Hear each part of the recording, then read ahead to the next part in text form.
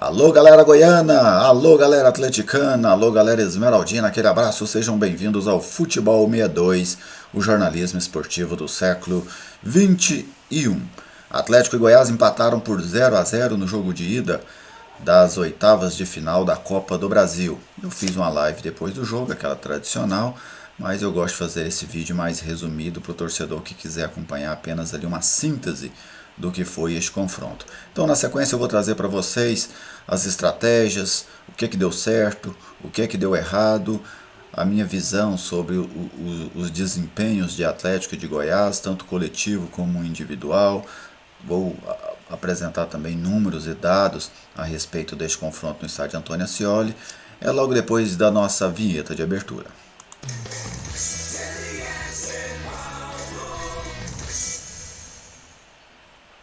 Olha eu aqui no Futebol 62 e com muita alegria recebo a sua visita. Seja bem-vindo ao canal.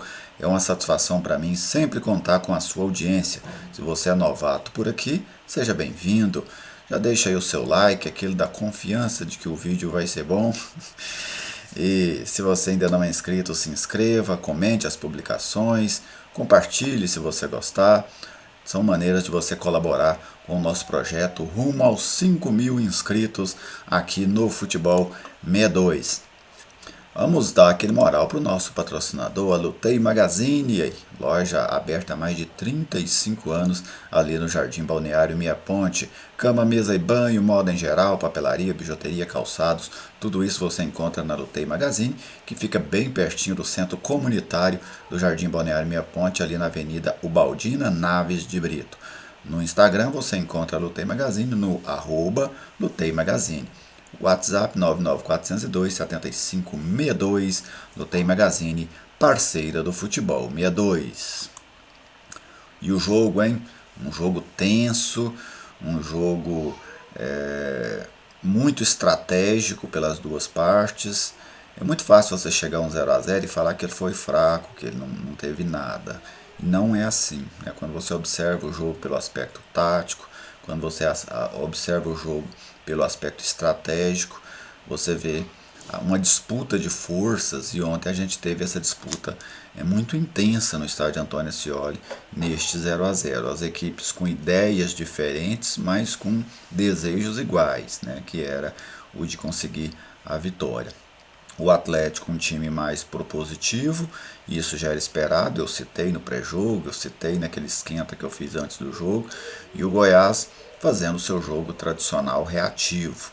Então eram estratégias diferentes, mas um duelo tático muito interessante entre o Jorginho e o Jair Ventura. O que é que eu vi pontos positivos e falhas também nos dois propostos, vamos dizer assim. O Atlético conseguiu ter a posse de bola, é natural, chegou a 65% de posse de bola, eu vou trazer os números para vocês agora na sequência, mas agrediu pouco o Goiás. O Goiás se defendeu bem, mas teve muitas dificuldades em executar contra-ataques com qualidade. Então foram falhas aí neste ponto. Mas vamos começar esse vídeo trazendo para vocês as escalações iniciais das duas equipes. Começando pelo Atlético, que colocou em campo o time esperado, com Ronaldo, Rainer, Edson, Ramon e Jefferson, o Baralhas e o Marlon Freitas, o Ayrton, Jorginho e o Luiz Fernando, lá na frente o Elton Rato. O Rato saiu ainda no primeiro tempo, lesionado, entrou o Léo Pereira, com isso o Luiz Fernando foi jogar centralizado e o Léo Pereira aberto pelo lado. O Goiás teve uma novidade em relação ao time que eu havia projetado. O Goiás começou com Tadeu da Silva, saiu com 5 minutos de jogo, sentiu uma lesão no joelho. Entrou o Ian Souto, o Reinaldo e o Caetano. O Maguinho começou pela direita, mas logo o Dieguinho foi para aquela posição. Aí o Maguinho foi jogar mais adiantado, o Matheus Salles e o Dadá, com o Elvis na ligação. Lá na frente o Pedro Raul e o Vinícius, o Goiás num 3-5-2. Os números, trazer aqui os números desse. Aí está, 65% de posse de bola para o Atlético, 35% para o Goiás. O Atlético finalizou 16 vezes, sendo 5 certas. O Goiás 12 vezes, sendo 2 certas. Precisão nos passes, 84% para o Atlético, 68% para o Goiás. É um número natural para o modelo de jogo de cada um dos times. Como o Atlético jogou com passes curtos por aproximação, você acerta mais passes. O Goiás optou por sempre trabalhar na bola longa, aí você acaba caindo o índice de passes. Os cruzamentos, o Atlético cruzou 40 bolas na área do Goiás, foi um recurso que o Atlético abusou dele, mas sem levar vantagem. Desses 40 cruzamentos, o Atlético só ganhou 5. E o Goiás cruzou 19 bolas na área, mas ganhou 6, para você ter ideia. O Goiás, mesmo com menos da metade dos cruzamentos, teve mais vamos dizer, êxitos ofensivos nessa bola aérea do que o Atlético. Lançamentos, 51 do Atlético, 68 do Goiás. Desarmes, este é um número muito bom do Atlético, pois o Goiás teve apenas um terço de posse de bola e o Atlético desarmou 16 vezes. Já o Goiás faltou essa intensidade na marcação. O Atlético, mesmo tendo 2/3 da posse da bola, o Goiás desarmou apenas 14 vezes. E nos escanteios, 17 para o Atlético, 5 para o Goiás. Porém, o Atlético não conseguiu construir nada nestes 17 escanteios. Assim como o Goiás também não construiu nos 5. E agora a gente vai observar aqui o mapa de calor das duas equipes, começando pelo Atlético. Aí está o mapa do Atlético. Logo de cara a gente já viu uma diferença bastante evidente. Pelo lado esquerdo, o Atlético encerra suas jogadas próximo à entrada da grande área. Pelo lado direito, o Atlético leva essa bola até o fundo. Isso é por conta da característica dos laterais. O Jefferson não é um lateral de ultrapassagem, o Rainer é. Então o Atlético apostava nessa ultrapassagem do Rainer e apostava no cruzamento ainda da intermediária por parte do Jefferson. Por isso essa diferença aí muito visível nessas jogadas de lado no setor ofensivo. O Atlético não conseguiu fazer o jogo pelo centro e isso sempre prejudica o Atlético. O Atlético é um dos times que consegue fazer bem esse jogo pelo centro, com o Jorginho, com o Elton Rato, com o Marlon Freitas, mas vocês podem observar que na intermediária ofensiva, como o Goiás fechava muito bem o seu bloco ali, o Atlético ficava circulando o bloco de marcação do Goiás sem ter poder de penetração, especialmente pela zona central. E ali atrás, o Atlético saindo com a bola mais pelo lado esquerdo, né, onde estava o Jefferson, até porque o Atlético faz uma saída de 3, então ele jogava o Edson pela direita, o Ramon centralizado, o Jefferson pela esquerda. Em alguns momentos ele espetava o Jefferson, trazia o Baralhas para entre os dois zagueiros, e aí o Ramon fazia essa saída pelo lado, mas o fato é que o Atlético usou sempre o lado esquerdo para fazer a sua saída de bola. Agora vamos conferir o mapa do Goiás. Aí está o mapa do Goiás, muita posse de bola ali na zona próximo ao gol. Sempre que você vê esse mapa quente próximo ao gol, é porque o adversário cruzou bolas demais na área. Então os zagueiros vão tocando na bola para retirar, né, para fazer o corte, e aí o mapa de calor vai gerando este calor próximo ao gol. E outro local que o Goiás teve alguma posse de bola foi lá no setor ofensivo, próximo ao bico da grande área, pelo lado esquerdo. Mas o mapa do Goiás, até pela posse de bola pequena, apenas de 35%, é um mapa, predominantemente um mapa frio, né, vamos dizer assim. O jogo, como eu citava, o Atlético teve essa proposta de agredir o Goiás, porém o Atlético foi inoperante. Este jogo de agora me lembrou o jogo do Campeonato Brasileiro. O Atlético teve a posse de bola, mas qual a grande defesa do Tadeu? Qual a grande oportunidade que o Atlético criou e desperdiçou, né, para dizer assim, aquela foi uma chance claríssima? Não teve, né? Então foi um Atlético de posse de bola, ponto final, né? Essa posse de bola não foi revertida em nada. O Atlético ficou circulando a área do Goiás e cruzando bolas na área. Foi o recurso que o Atlético teve. Duas jogadas apenas com um certo grau de diferença, que eu me lembro aqui. Um contra-ataque, que o Luiz Fernando tentou bater e o Matheus Salles travou ele. E uma infiltração na área lateral feita pelo Rainer ali no segundo tempo. Foram jogadas que o Atlético conseguiu construir de alguma maneira diferente. Mas o resumo ofensivo do Atlético foi esse: abria jogadas pelos lados, vocês até observarem no mapa. O Atlético chegava no meio campo e fazia isso aqui. Chegava no meio campo e fazia isso aqui, ou por um lado ou pelo outro, evidentemente, né? Não se faz ao mesmo tempo. E aí dessa lateral, seja direita ou esquerda, ele cruzava a bola na área.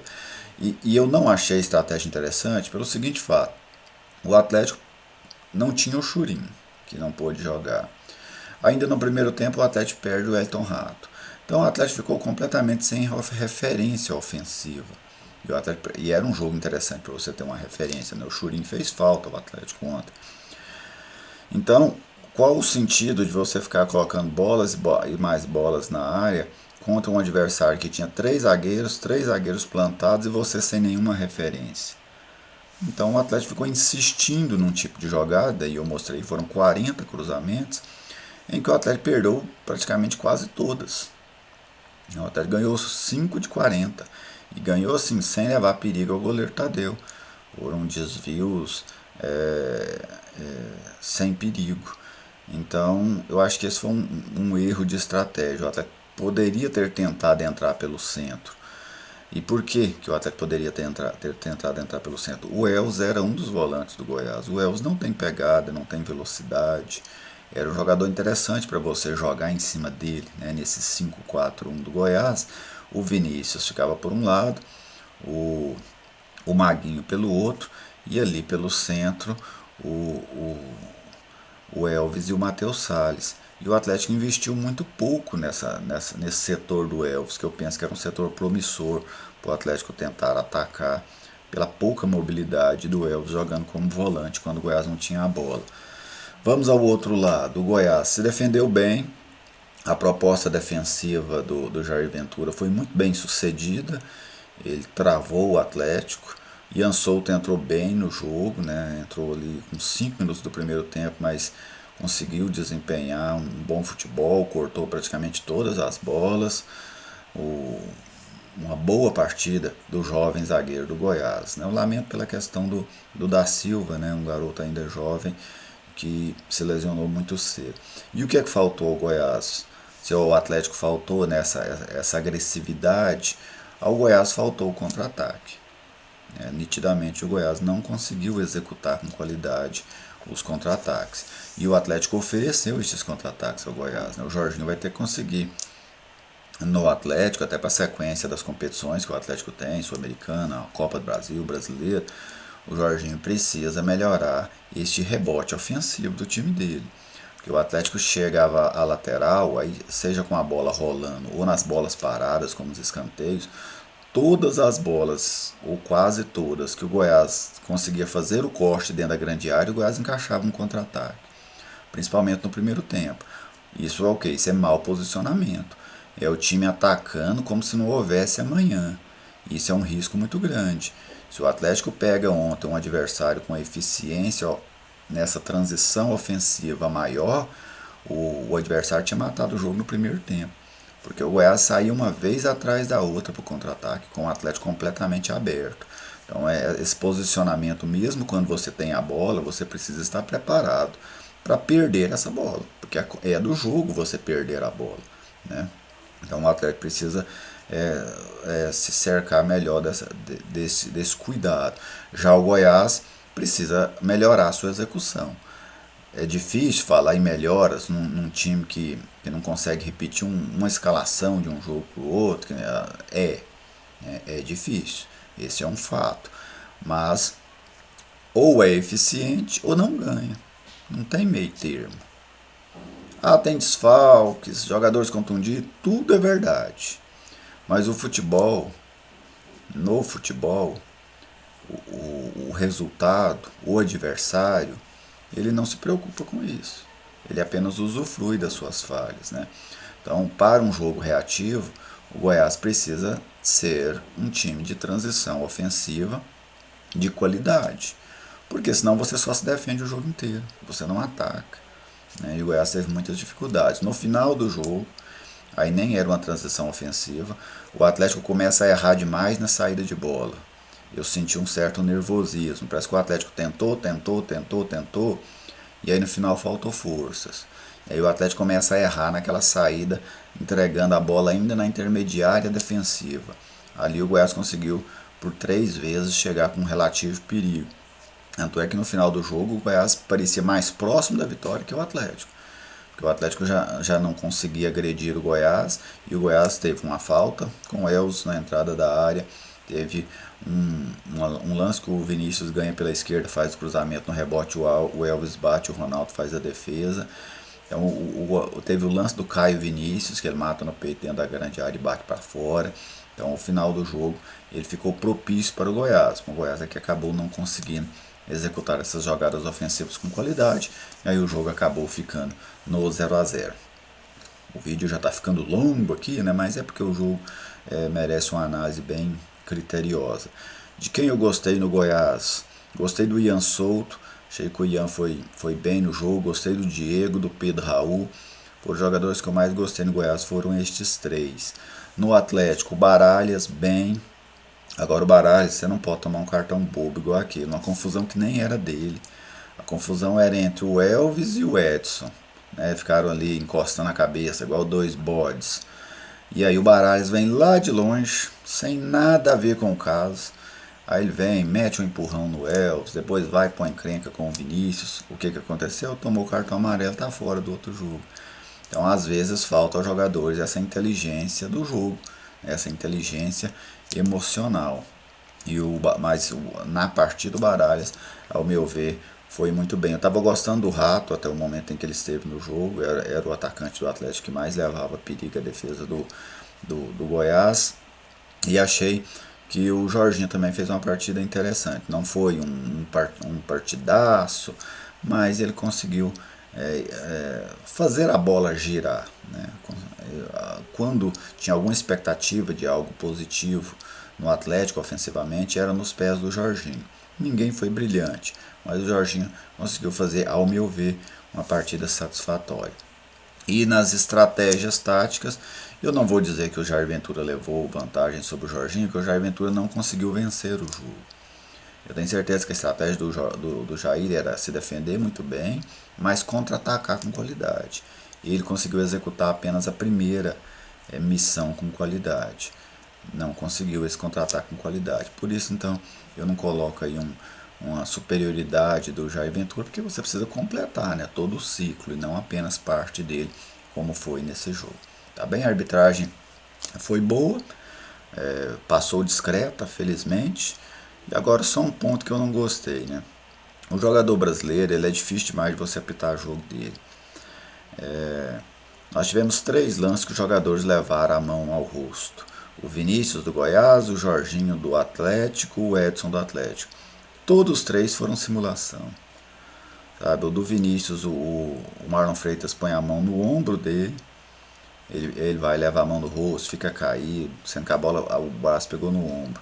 O Jorginho, o Matheus Salles, bate com o braço na barriga dele. O Jorginho pôs a mão na boca, até olhou para ver se não estava sangrando a boca. Como é que ia estar sangrando se a mão pegou na barriga? Depois o Edson, no lance com o Pedro Raul, caiu, pôs a mão no rosto, se contorceu. Aí você vai ver a bola, o braço pegou no peito dele. Então, assim, esse tipo de como que eu vou dizer, de interpretação, né? Porque isso é uma interpretação. Como o fato não aconteceu, você está interpretando um personagem agredido, vamos dizer assim. É coisa que não colabora em nada com o futebol, sabe? É apenas são os jogadores tentando ser espertalhões. Né? Aí o árbitro, a todo momento, ele tem que ficar administrando esse tipo de coisa. Espero que o futebol brasileiro consiga superar essa fase, sabe? Você ludibria o adversário dando um drible dele, fazendo uma finta de corpo, um corta-luz, fazendo de conta que vai dar um passe para um lado, dando para o outro, uma boa antecipação, um drible. Esses outros apetrechos aí, essas simulações, seja de falta, seja de agressão, elas falam muito mais do caráter do que da qualidade dos jogadores. Bem, era isso, gente. Um grande abraço a todos vocês. Fique à vontade aí para fazer as suas manifestações. Elas são sempre muito bem-vindas aqui no canal. Até a próxima.